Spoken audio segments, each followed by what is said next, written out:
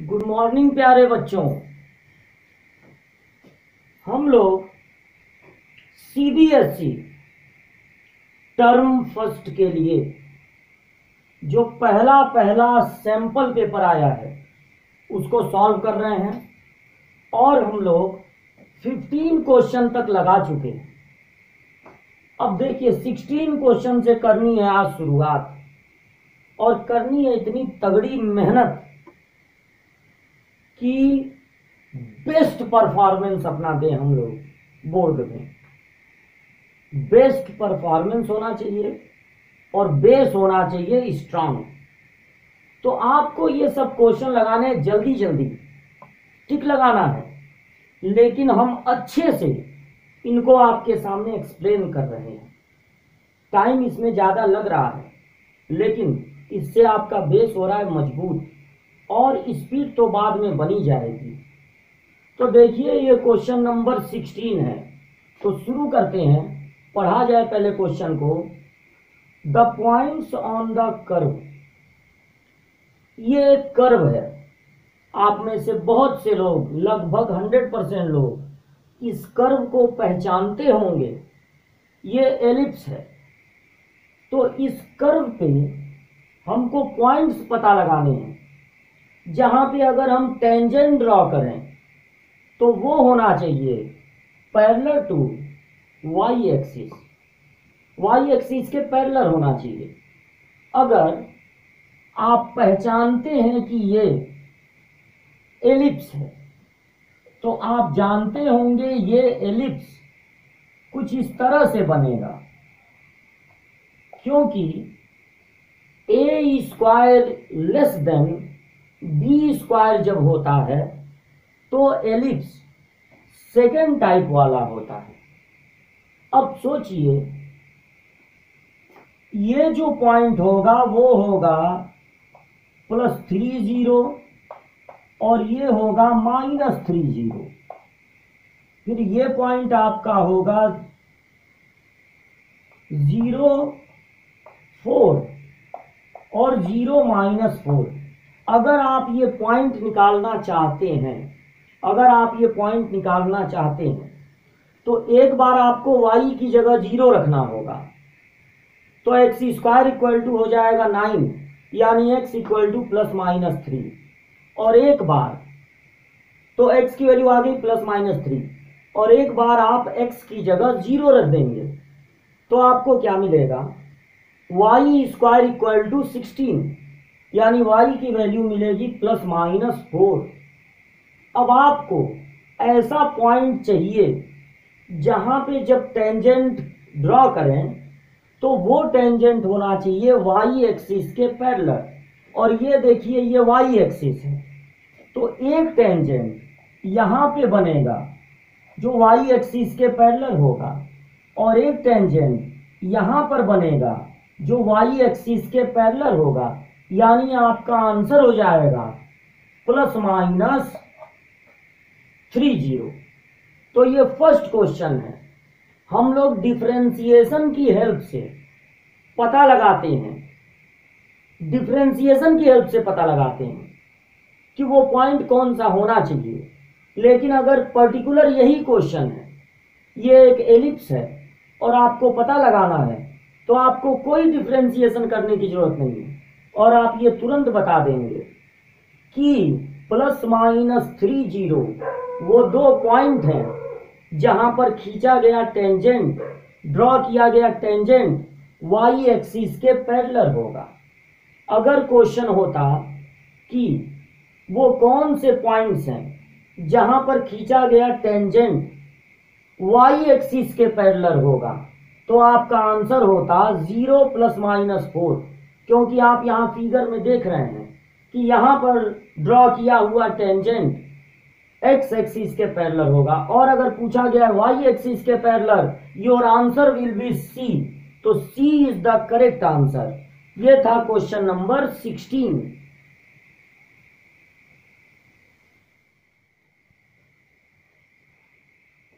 Now question number 17।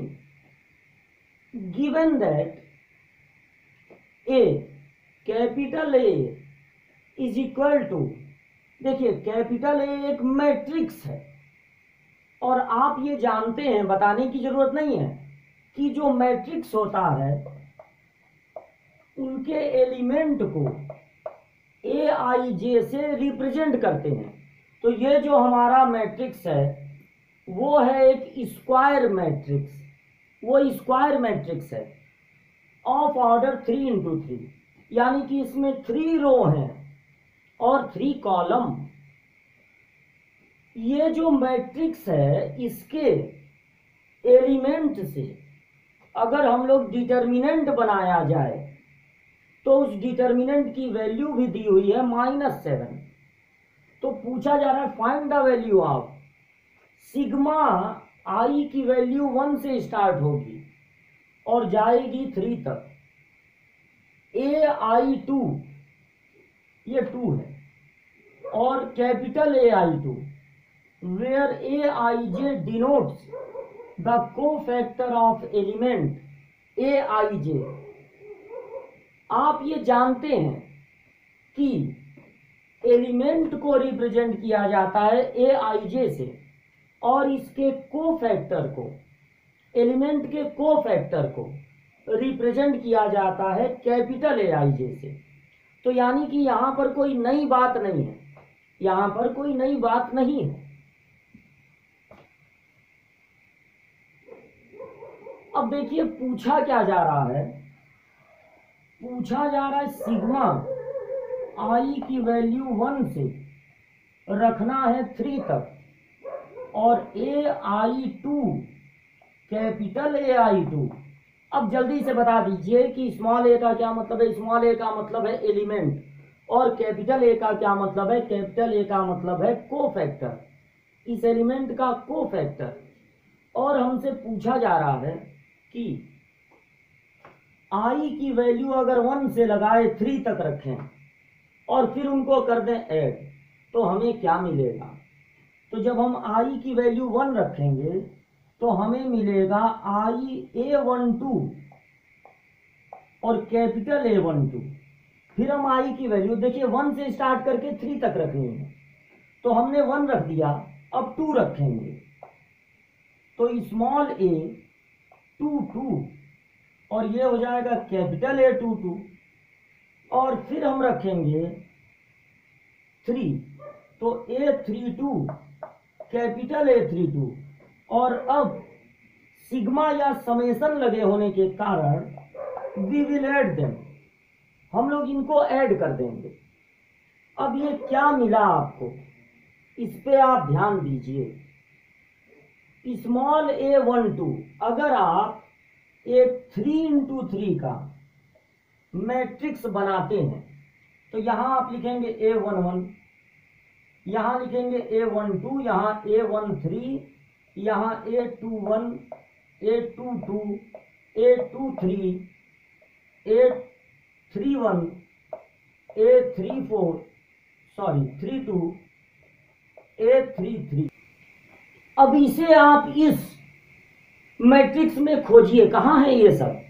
तो ये है A11, A22, A32, मीन्स ये सारे एलिमेंट लिए गए हैं और इनके साथ इसका कोफैक्टर ले लिया गया है। ये A12 का कोफैक्टर है, यानी कॉलम और रो को छोड़ने पर जो बचे उसकी वैल्यू, वो भी विथ साइन। इसका साइन होता है माइनस, तो कोफैक्टर में साइन भी शामिल होता है। इसका साइन होता है प्लस और इसका साइन होता है माइनस। तो यहां पर आप ये मत खोजिएगा कि प्लस माइनस क्यों नहीं, क्योंकि जब हमने कह दिया कोफैक्टर तो कोफैक्टर में साइन इंक्लूडेड होता है। अगर हम कहते माइनर तो साइन इंक्लूडेड नहीं होता, लेकिन हमने क्या कहा कोफैक्टर, तो कोफैक्टर में साइन इंक्लूडेड होता है। तो यहां पर ये मत सर्च कीजिएगा कि यहां माइनस होना चाहिए था, यहां प्लस, यहां माइनस। ओके, क्लियर है ये बात कि कोफैक्टर में साइन इंक्लूडेड होता है। इसलिए अगर आपने कोफैक्टर कह दिया तो सबको पॉजिटिव रखिए। तो एक्चुअल में ये क्या है, एक्चुअल में ये सेकंड रो को लेकर अगर डिटर्मिनेंट की वैल्यू यहां पर डिटर्मिनेंट कर दिया जाए और सेकेंड रो को लेकर इन सारे एलिमेंट के साथ अगर इनका कोफैक्टर लिख दिया जाए तो हमें क्या मिलेगा? हमें मिलेगा यानी ये इक्वल टू होगा इन एलिमेंट से बने डिटर्मिनेंट की वैल्यू हमें मिलेगी। और इस डिटर्मिनेंट की वैल्यू क्वेश्चन में कितनी दी हुई है? -7। तो अगर डिटर्मिनेंट की वैल्यू है बच्चों -7 तो इसकी वैल्यू भी क्या होगी? -7, क्योंकि ये भी इस डिटर्मिनेंट को ही शो कर रहा है। Then your answer will be B. B option पे टिक लगेगा। -7 इज द करेक्ट आंसर।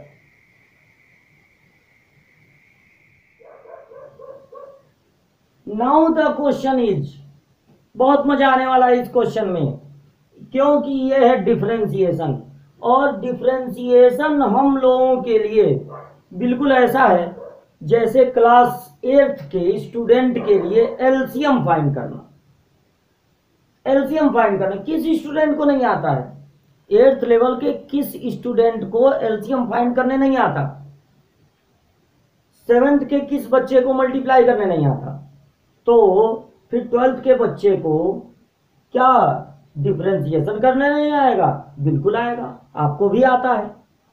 तो y is equal to log cos e पे पावर x। सिर्फ एक x है, बट यहां पर रूल लगने वाले हैं 3, क्योंकि पहला रूल लगेगा log का, दूसरा रूल cos का, और third rule will be e पे पावर x। तो स्टार्ट करते हैं। सबसे पहले मिला log, तो हम log का रूल लगाएंगे और उसके साथ जो भी टर्म है उसको थोड़ी देर के लिए सोचेंगे जैसे कि वो x है। देन बच्चों log x का रूल लगा दिया जाए 1/x। किसका रूल लगाए? log का।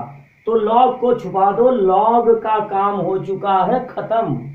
अब क्या दिख रहा है? अब दिख रहा है cos। तो हम cos का रूल लगाएंगे और साथ में जो है उसको समझेंगे जैसे कि वो x है। तो cos x का होता है minus sine x, minus sine x। अब किसका रूल लगा? cos का। तो भाई cos को भी छुपा दो। अब क्या दिखने लगा? e पे पावर x। तो e पे पावर x का डिफरेंशिएशन होता है e पे पावर x। अब इसे सही से लिख दिया जाए तो पहले लगा दिया जाए माइनस, फिर लिख दिया जाए e पे पावर x, और साइन बाई कॉस होता है tan। तो tan e पे power x, the answer will B 4th minus e पे पावर x tan e पे power x। Very simple question. Note it.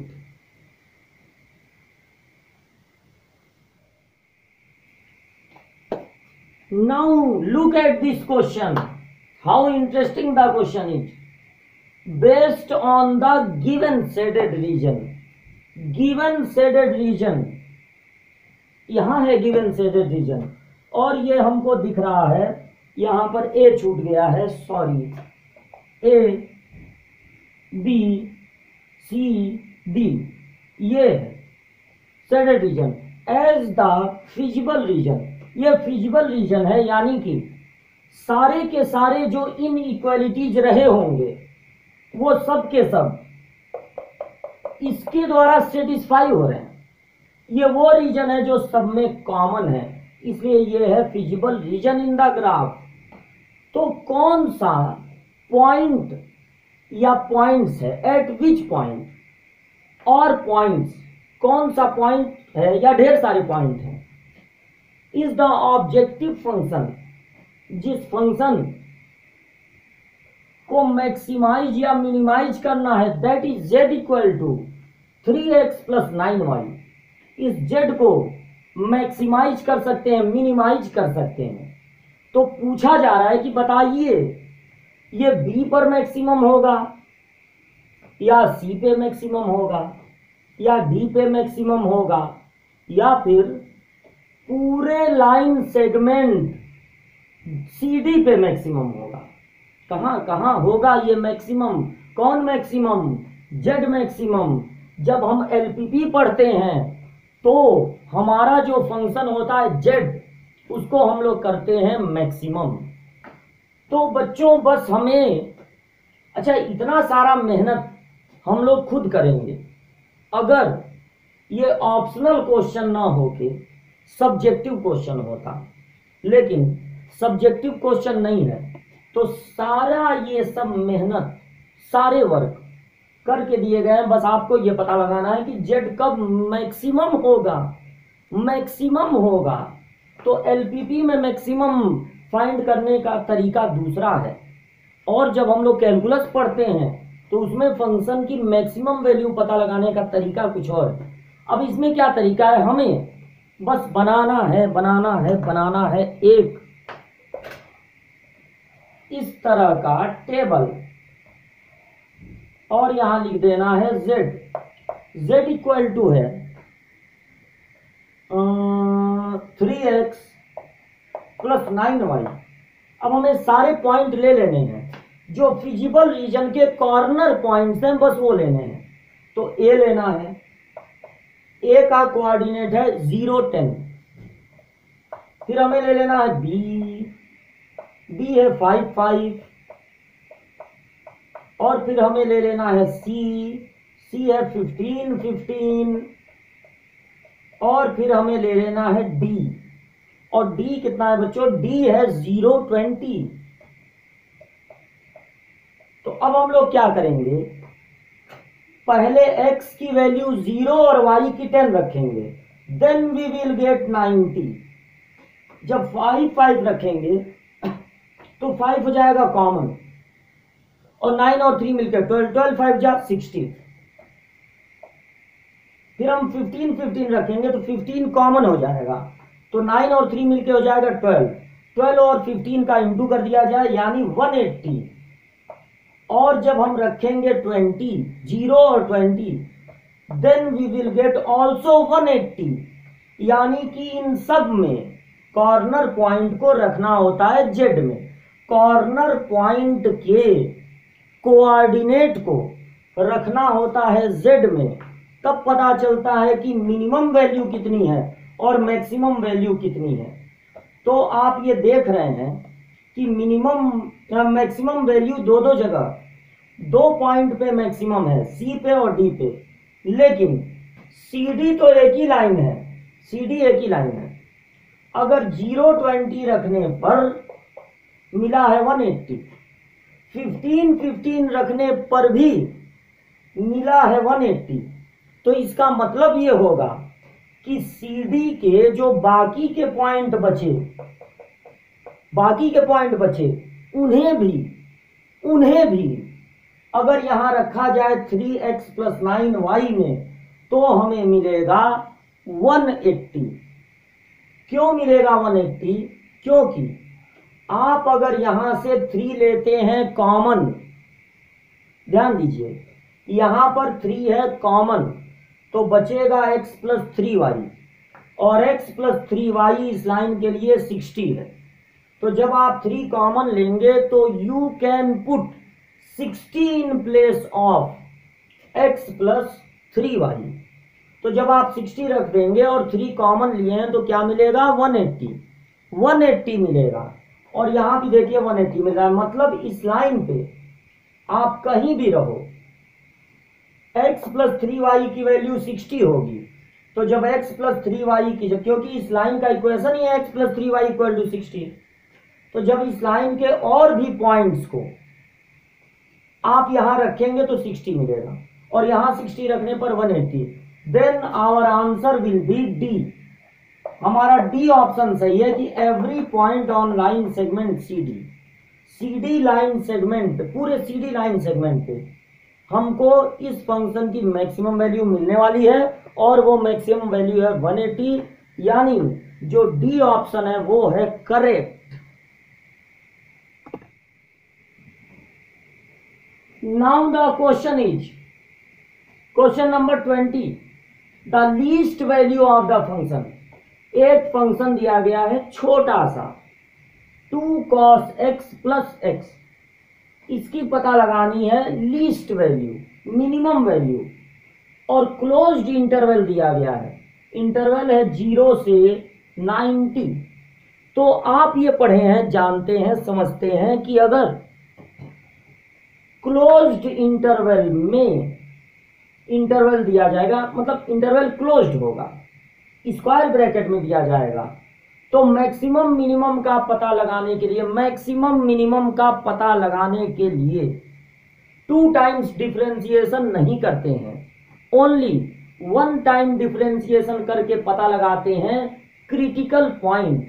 तो हमारा फंक्शन हमारे पास रहे, उतना दूर क्यों है, पास बुलाइए, 2 cos x प्लस एक्स। अब हमें करना है ओनली 1 टाइम डिफरेंशिएशन। तो डिफरेंशिएशन होगा, cos x का डिफरेंशिएशन होता है माइनस साइन x, और x का डिफरेंशिएशन होता है 1। फिर फॉर क्रिटिकल पॉइंट हमें इस डिफरेंशिएशन को करना होगा 0। जहां पर कोई कर्व ऊपर चलते चलते अब नीचे आने लगता है, तो उसका क्रिटिकल पॉइंट, वहां पर डिफरेंशिएशन 0 हो जाती है, और जब नीचे से ऊपर जाएगा तो उस पॉइंट पर भी डिफरेंशिएशन 0 हो जाएगी। तो हम डिफरेंशिएशन को कर देंगे 0, minus 2 sine X plus 1 equal to 0, means sine X equal to 1/2। और 0 से 90 के बीच में फटाफट बता दीजिए कि साइन कितने की वैल्यू 1/2 होती है। साइन 30 डिग्री की वैल्यू होती है 1/2। तो हम एक बार करेंगे डिफरेंशिएशन, और एक बार डिफरेंशिएशन करने के बाद जो वैल्यू हमको मिलेगी उसे रखना है फंक्शन में, और साथ ही साथ ये जो और वैल्यूज हैं उन्हें भी रखना है फंक्शन में। तो देखा जाए क्या मिलता है। अब हम एक बार फंक्शन में रखेंगे, पहले 0 रख दीजिए, फंक्शन में 0 कोई भी पहले रख सकते हैं। फंक्शन में हमने रख दिया 0, तो मिला 2 cos 0 प्लस 0। cos 0 की वैल्यू 1 होती है, 2 1 जा 2, तो 2 मिला। अब पता नहीं है 2 मिनिमम है कि नहीं, खैर पहले 90 भी रख दिया जाए। तो 90 रखेंगे तो fx इक्वल टू मिलेगा, cos 90 की वैल्यू होती है, यहां पर 90 लिख दिया जाए, π/2। cos 90 की वैल्यू होती है, कल तक तो 0 होती थी, आज भी 0 ही होगी, तो यहां पर हो गया 0 प्लस π/2, कुल मिला π/2। अब उसके बाद फंक्शन की वैल्यू जो हम क्रिटिकल पॉइंट पता लगाए हैं उसको रखेंगे, π/6। तो हमें मिलेगा, क्या मिलेगा 2 cos π/6 प्लस π/6।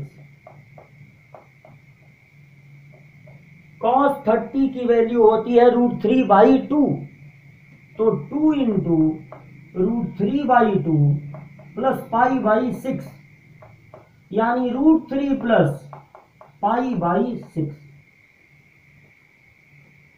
अब देखिए क्या हुआ, यहां पर मिला है 2, और अगर पाई की वैल्यू 3.14 लेके अगर हम लोग 2 से डिवाइड करें, पाई की वैल्यू 3.14 लेके अगर हम 2 से डिवाइड करें तो 2 1 जा 2, 2 5 जा 10, 2 7 जा 14, लगभग ये मिल रहा है 1.57। और जबकि ये जो वैल्यू है √3 प्लस π/6, √3 अकेले 1.7 होता है, √3 अकेले 1.7 होता है। तो 1.7 में अभी π/6 ऐड होगा तो और थोड़ा बढ़ेगा वैल्यू, यानी इन सब में सबसे लोएस्ट वैल्यू π/2 आ रही है, इसलिए इस फंक्शन का लोएस्ट वैल्यू होगा π/2। इन तीनों में देख लेंगे सबसे छोटा कौन है और उसी पर हमको लगा देना है टिक। तो इसका ऑप्शन सही होगा सी। तो अब लगाना है क्वेश्चन नंबर 21। 21 क्वेश्चन है, द फंक्शन, एक फंक्शन है भाई f सच दैट R2R, मतलब रियल नंबर से रियल नंबर रखना है, रियल नंबर मिलेगा भी real number, defined as fx equal to X cube. अब हमको ये लगाना है पता कि ये 1 1 है कि मैनी 1 और ये ऑन टू है कि इनटू। तो अगर हमारा फंक्शन है एक्स क्यूब, तो सोचो सोचो सोचो सोचो, ये 1 1 होगा या ऑन टू होगा। तो पहले पता लगाया जाए कि 1 1 है कि मैनी 1 है। तो हम fx1 को fx2 के इक्वल कर देते हैं। यही तो है तरीका पता लगाने का कि 1 1 है कि मैनी 1 है। जब हम fx1 रखेंगे तो x1 क्यूब, और जब यहाँ पर x2 रखेंगे तो x2 क्यूब। अब यहाँ से x1 cube minus x2 cube equal to 0। तो यहाँ a cube minus b cube का फार्मूला लगेगा ना, तो a minus b a square plus ab plus b square equal to 0। अगर हम इसको 0 करें तो हमें मिलेगा x1 इक्वल टू x2। ये कहेगा कि 1 1 है, लेकिन अगर हम इसको करते हैं 0 तो देखिए आपको ध्यान होगा जब भी हम लोग लगाते हैं a cube minus b cube का फार्मूला, तो जो दूसरे ब्रैकेट में मिलता है हमको क्वाड्रेटिक, उस क्वाड्रेटिक को सॉल्व करने पर हमेशा जो है वो इमेजिनरी नंबर मिलता है। इसलिए हम केवल इसकी बात सुनेंगे, ये तो गलत हो गया। इमेजिनरी हमको लेना नहीं, हमको लेना है रियल। तो जब ये सही है तो इसका मतलब है कि फंक्शन है 1 1, फंक्शन 1 1 है। अच्छा, अब जो है क्या तरीका है ये पता लगाने का कि फंक्शन इनटू है कि ऑन टू। फंक्शन को y सपोज करके जब हम x को सब्जेक्ट बनाएंगे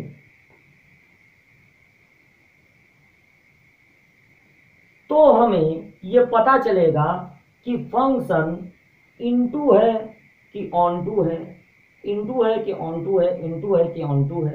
तो फंक्शन है y इक्वल टू हो गया एक्स क्यूब। तो x को बना लीजिए सब्जेक्ट। तो जब x को बनाएंगे सब्जेक्ट तो क्यूब हटाएंगे तो इधर हो जाएगा क्यूब रूट। अब ये बताइए सारे रियल नंबर का क्यूब रूट पॉसिबल है कि नहीं? 0 का क्यूब रूट निकल सकता है? हाँ भाई निकल सकता है। पॉजिटिव नंबर का क्यूब रूट निकल सकता है, बिल्कुल बिल्कुल बिल्कुल बिल्कुल निकल सकता है। और अब एक डर है वो भी क्लियर कर लिया जाए, निगेटिव नंबर का क्यूब रूट पॉसिबल होता है कि नहीं? अरे बिल्कुल होता है। तो 0 का क्यूब रूट पॉसिबल है। पॉजिटिव निगेटिव हर तरह के नंबर का क्यूब रूट पॉसिबल है, यानी कि y की वैल्यू हो सकती है सारे रियल नंबर, सारे रियल नंबर। अगर y की वैल्यू सारे रियल नंबर हो सकते हैं तो इसका मतलब ये इनटू नहीं ऑन टू है। तो ये है 1 1 ऑन टू। तो जो डी वाला ऑप्शन है वो है करेक्ट। तो डी वाले ऑप्शन पे लगा देना है टिक। तो पहुंच गए हैं हम लोग क्वेश्चन नंबर 22 पे, और 22 भी है डिफरेंशिएशन, जो हम लोगों को है बहुत पसंद। यहां पर x दिया है अलग in term of theta, y दिया है अलग इन टर्म ऑफ थीटा, तीन वेरिएबल दिख रहे हैं, एक्स वाई थीटा, तीनों है कि तीनों होते हैं वेरिएबल कैलकुलस में। तो यहां पर हमको डबल डिफरेंशिएशन करना है, नॉट सिंगल, डबल डिफरेंशिएशन, और फिर थीटा की वैल्यू रख देनी है π/6। तो लेट्स स्टार्ट। जब हमें x दिया जाएगा अलग, y दिया जाएगा अलग, दोनों को थीटा के टर्म में, then we will find here dx by d theta.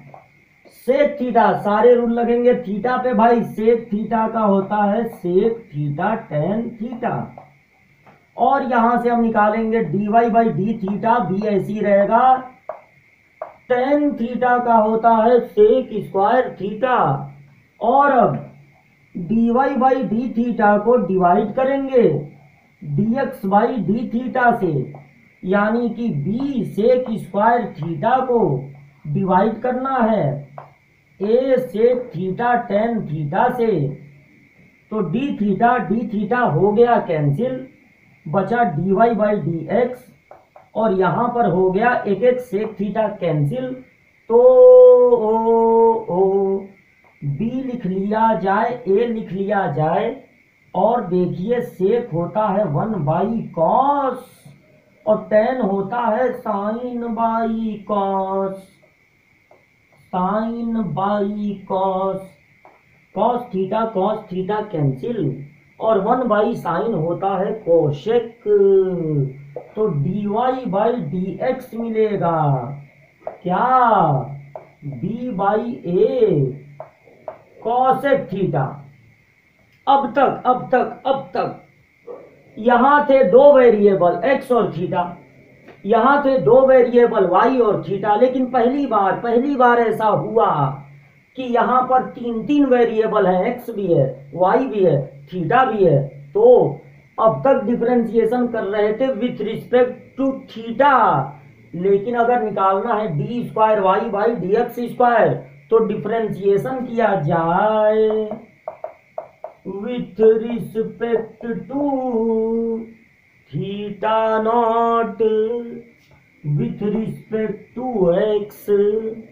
तो जब हम डिफरेंशिएशन करेंगे विथ रिस्पेक्ट टू एक्स, तो हमें मिलेगा D square Y by D X square, और b बाई ए तो ऐसे ही नोट हो जाएगा क्योंकि ये है वेरिएबल के साथ, तो b बाई ए नोट हो जाएगा। लेकिन कोसेक को ऐसे नोट नहीं कर सकते हैं, कोसेक के पास है थीटा, कोसेक कहेगा मेरे पास है वेरिएबल, मेरा भी करो डिफरेंशिएशन। हम करेंगे भैया, कैसे करते हैं डिफरेंशिएशन, हम तो डिफरेंशिएशन कर रहे हैं विथ रिस्पेक्ट टू एक्स। तो कोसेक कहेगा नहीं करो करो करो करो, तो हमने कहा अच्छा ठीक है लो कर देते हैं। तो कोसेक का हमको करना पड़ेगा डिफरेंशिएशन, नहीं तो कोसेक हो जाएगा नाराज।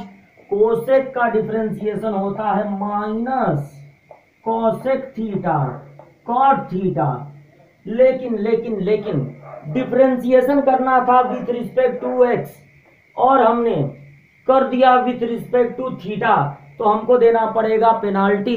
पेनाल्टी में क्या देना पड़ेगा, थीटा का भी डिफरेंशिएशन करना पड़ेगा विथ रिस्पेक्ट टू एक्स। तो यहाँ पर आगे इंटू होगा, स्पेस नहीं है इसलिए समझ जाइएगा, d theta by D x. तो ये होगा minus b by a cosec theta cot theta, और d theta by D x. देखिए d theta by D x आपको यही मिल जाएगा, इसका उल्टा d theta by D x होगा, इसका उल्टा। तो अब यहां पर d theta by D x यानी इसके उल्टा से इंटू करना पड़ेगा, यानी 1/a sec theta tan theta, a sec theta tan theta. तो ये हो जाएगा हमारा डिफरेंशिएशन। तो यहां तक आप कर लीजिएगा नोट, क्योंकि अब हम जा रहे हैं इसको इरेज करने। तो यहां तक आप नोट कर लेंगे वीडियो रोक के। अब देखिए हमको ये double differentiation D square Y by D theta square पता लगाना है एट थीटा इक्वल टू π/6 पे। मतलब 30 डिग्री पे। तो अब हम क्या करेंगे, अब हम लिखेंगे -b बाई ए स्क्वायर, और यहां लिखेंगे कोसेक 30 कॉट 30 सेक 30 डिग्री टेन 30 डिग्री।